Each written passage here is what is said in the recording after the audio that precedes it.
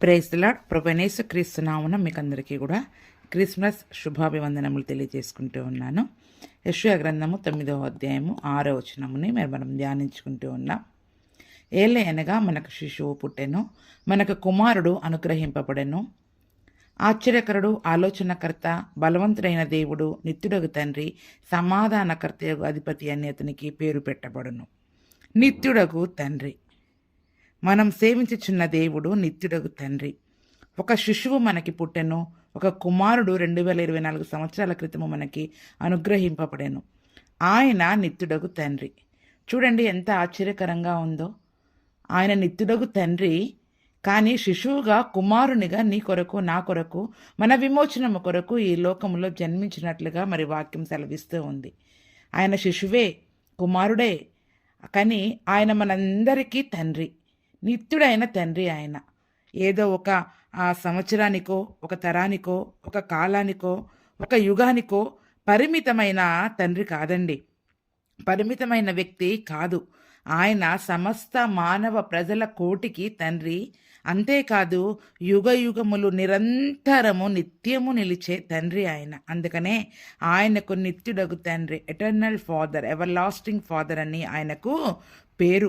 యెషయా గ్రంథము 40వ అధ్యాయం 28వ వచనంలో మనం చూసినట్లయితే, నీకు తెలియలేదా, నీవు వినలేదా, బూది గంతములను సృజించిన యెహోవా నిత్యుడగు దేవుడు, ఆయన సొమ్మసిల్లడు, అలయడు, ఆయన జ్ఞానమును శోధించుట అసాధ్యము. దేవునికి మహిమ కలుగునుగాక. చూడండి, ఈ లోకంలో మనందరికీ ఒక శరీర రీతిగా తండ్రులు ఉంటారు, కానీ వారు ఎంతగానో అలసిపోతారు, సొమ్మసిల్లిపోతారు. ఒక కుటుంబంలోని ఆ కుటుంబంలోని పిల్లలను పోషించుటకే, వారి యొక్క బాధ్యతలను వహించుటకే వారు ఎంతగానో సొమ్మసిల్లిపోయి అలసిపోయినట్లుగా మనం చూస్తూ ఉన్నాం. కానీ ఈయన తరములకు, శాశ్వత కాలము నుండి శాశ్వత కాలము వరకు, యుగ యుగములకు నిరంతరము ప్రతి తరమునకు ఒక తండ్రిగా, నిత్యుడొక తండ్రిగా ఆయన ఉంటూ ఉన్నాడు. ఎంత గొప్ప అద్భుతము చూడండి. ఆయన భూదిగంతములను సృజించిన యెహోవా ఆది నుండి ఉన్న దేవుడు, ఆయన నిత్యుడగు దేవుడు. ఆయన సొమ్మసిల్లడు, అలయడు, ఆయన జ్ఞానమును శోధించుట అసాధ్యము. నిజంత గొప్ప తండ్రిని మనం కలిగి ఉన్నాం ప్రియులారా. ఆయన ఎన్ని తరాలు గడిచినా, ఎన్ని యుగాలు గడిచినా ఆయన పిల్లలముగా ఉన్న మనలను ప్రేమించుటలో, ఆయన కృప చూపించుటలో, ఆయన దయ చూపించుటలో, ఆయన జాలిని, కనికరమును మన పట్ల చూపించుటలో ఆయన ఏ రోజు సొమ్మసిల్లుట లేదు, అలసిపోవట లేదు. నిజముగా అందుకనే ఆయన నిత్యుడగు తండ్రి అని మనం సెలవిస్తూ ఉన్నాం. కొన్ని పరిస్థితులను కొంతకాలము మనం భరించినట్లయితే మనం ఎంతగానో అలసిపోతాం.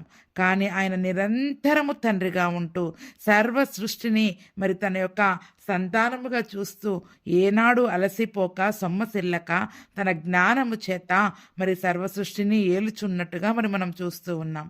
ఆయన ఆది నుండి ఉన్న దేవుడు, ఆది అంతము లేని దేవుడు ఆయన.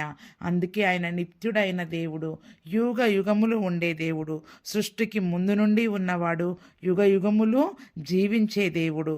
నిజమే ప్రియులారా, ఆయన నిత్యుడైన దేవుడు. ఇదిగో మొదటి వాడను నేనే, కడపటి వాడను నేనే అని ఆయన సెలవిస్తూ ఉన్నాడు. ఆదియు అంతమును లేనివాడు ఆయన.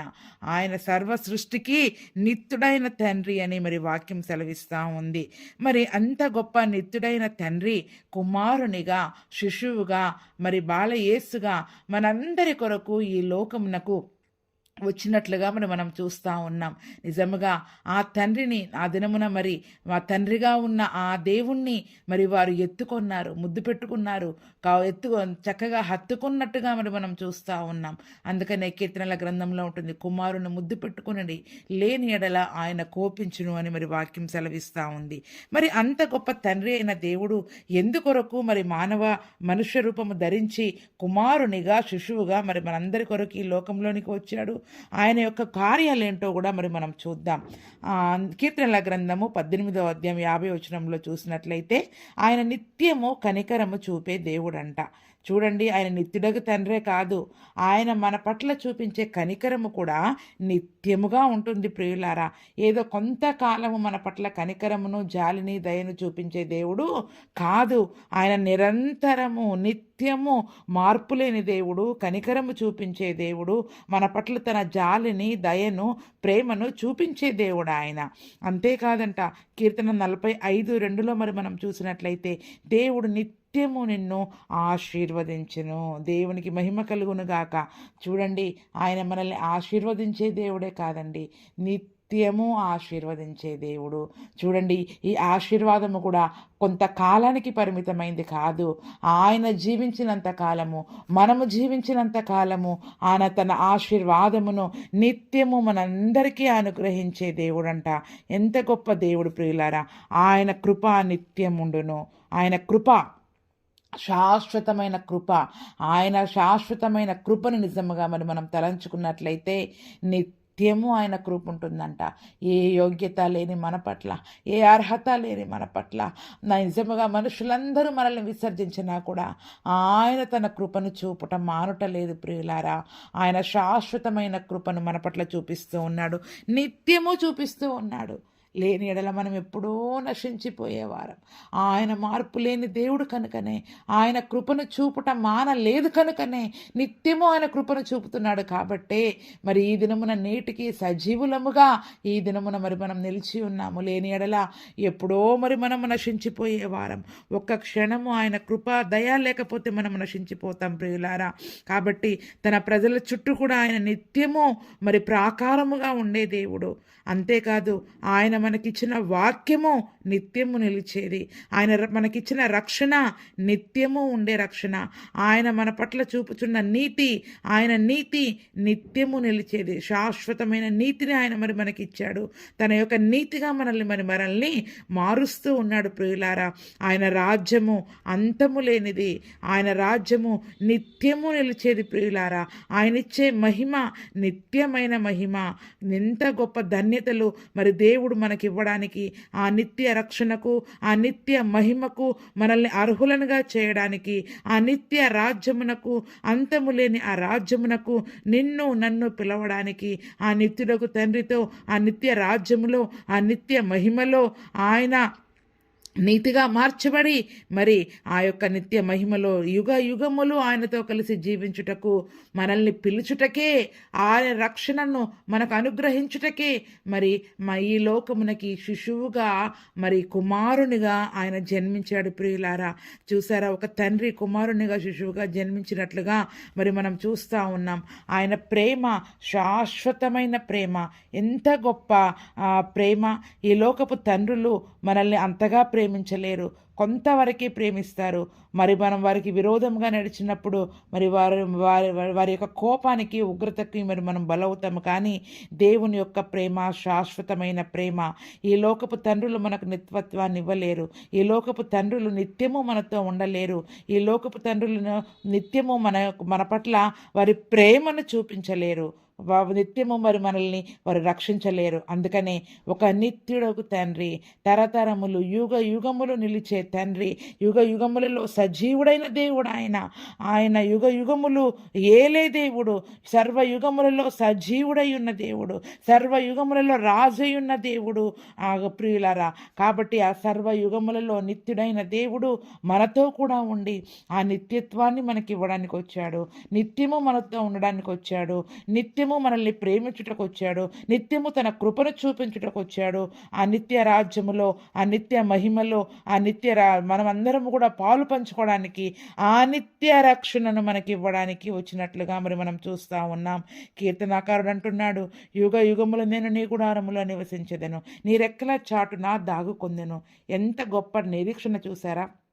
ఆయన నిత్యుడైన దేవుడు, ఆయన యుగ యుగములు ఉండే దేవుడు. కాబట్టి నేను ఆ నిత్యుడైన దేవునితో యుగ యుగములు ఆ నిత్యత్వములో ఆయనతో పాటు నివసిస్తాను. ఆయన గుడారంలో నివసిస్తాను. ఆయన రెక్కల చాటున దాగుకుంటాను. ఈ దినమున మరి మనందరం కూడా అటువంటి నిరీక్షణను కలిగి ఉండాలి ప్రియులారా. నిత్యత్వములో ఉండే ఆ నిత్యుడకు తండ్రి మరి కుమారునిగా, శిశువుగా మరి మనందరి కొరకు ఈ లోకమునకు 2024 సంవత్సరాల క్రితం వచ్చాడు. ఎందుకంటే ఆయనతో కలిసి యుగ యుగములు ఆయన రెక్కల రెక్కల చాటున మరి మనము ఉండడానికి, ఆయన నిత్య రాజ్యమునకు మనల్ని పిలవడానికే వచ్చాడు ప్రియులారా.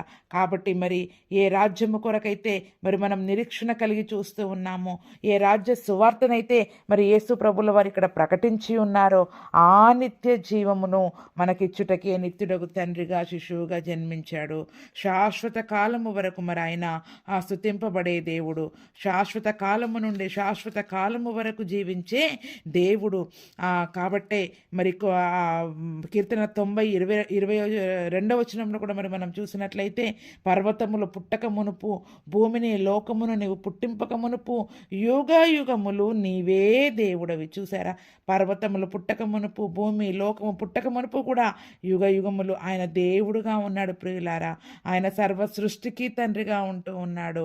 కాబట్టి మరి మరణించినా కూడా ఆ నిత్యత్వములో సజీవులముగా, ఆ నిత్య మహిమలో నన్ను చేర్చుకోవడానికి, యుగములు ఆయనతో సజీవులముగా జీవించడానికే, ఆ నిత్యత్వమును మనకి ఇవ్వడానికే మరి నిత్యుడగు తండ్రి ఈ దినమున మరి మనుష్యకు రూపము దాల్చి లోకమునకు వచ్చినట్లుగా చూస్తూ ఉన్నాం. మరి ఆ నిత్యుడగు తండ్రి నీ కొరకు నా కొరకు ఈ లోకానికి వచ్చాడు. మరి ఆయన ఇచ్చే రక్షణను మనం ఆయన ఇచ్చే రక్షణను మరి మనం తెలుసుకొని ఆ నిత్య మహిమను పొందుకోవడానికి ఈరోజు మరి మనందరం సిద్ధముగా ఉన్నామా? నిజముగా ఆ నిత్య మహిమను, ఆ నిత్య రాజ్యమునకు మనల్ని అర్హులనుగా చేశాడు. ఈ దినమే అడుగుదామా, అయా నీవు నిత్యత్వములో ఉండే దేవుడవి, ఆ నిత్యత్వములో ఆ నిత్య మహిమకు మమ్మలను పాత్రులుగా చేయుటకు, ఆ నిత్య రాజ్యమునకు, ఆ నిత్య జీవమునకు మమ్మలను పాత్రులుగా చేయుటకు నా కొరకు ఈ లోకానికి వచ్చావు. యేసయ్యా, ఇదిగో నిన్ను స్వంత రక్షకునిగా అంగీకరిస్తున్నాను. ఆ నిత్యత్వంలో నన్ను చేర్చుకోవా? సిలువలో మరి ఆ దొంగ అంటున్నాడు, అయ్యా నువ్వు రాజ్యముతో వచ్చినప్పుడు నన్ను చేర్చుకో అని అడుగుతున్నాడు ప్రియులారా. ఆయన రాజ్యము శాశ్వతమైందని, నిత్యమైందని ఆ దొంగ తెలుసుకున్నాడు. ఈ దినమున మరి మనం ఎటువంటి వారమైనా సరే అడుగుదామా, అయ్యా నీ నిత్య రాజ్యమునకు నన్ను చేర్చుకోవా? ఆ నిత్య రక్షణను నాకు దయచేయవా? ఆ నిత్య మహిమకు నన్ను పాత్రులుగా ఎంచు ప్రభువా. అయా మరి నన్ను, నాలో ఉన్న నీకు ఆయాసకరమైన మార్గమును తీసివేసి, అయా మరి నా పాపము నుండి నన్ను విమోచించి ఆ నిత్య మహిమను పొందుకోవడానికి ఈ దినమున మరి నేను సిద్ధముగా ఉన్నాను, ఇష్టపడుచున్నాను. అయా నా హృదయంలోనికి వచ్చి, అయా మరి నా హృదయమును సిద్ధపరిచి, పరిశుద్ధుడా ఆ నిత్య మహిమకు నన్ను సిద్ధపరచండి, ఆ నిత్య రాజ్యమునకు నన్ను సిద్ధపరచండి అని ఈ దినమున ఆయనను మరి మీ హృదయంలోనికి ఆహ్వానించినట్లయితే, ఆ నిత్యుడగు తండ్రి తన నిత్య రక్షణను మీకు దయచేసి ఆ నిత్య మహిమకు, నిత్య రాజ్యమునకు మిమ్మల్ని వారసులనుగా చేస్తాడు ప్రియులారా.